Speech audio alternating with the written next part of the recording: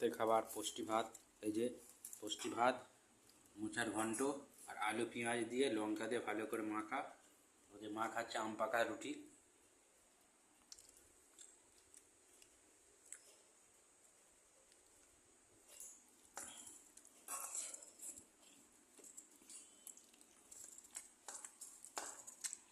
যা গরম লাগছে, পুষ্টি ভাত ছাড়া ভালো লাগবে না।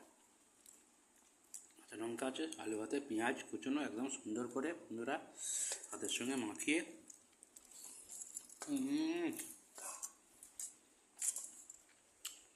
ঝাল ঝাল মাখা আসছে, মিষ্টি মিষ্টি।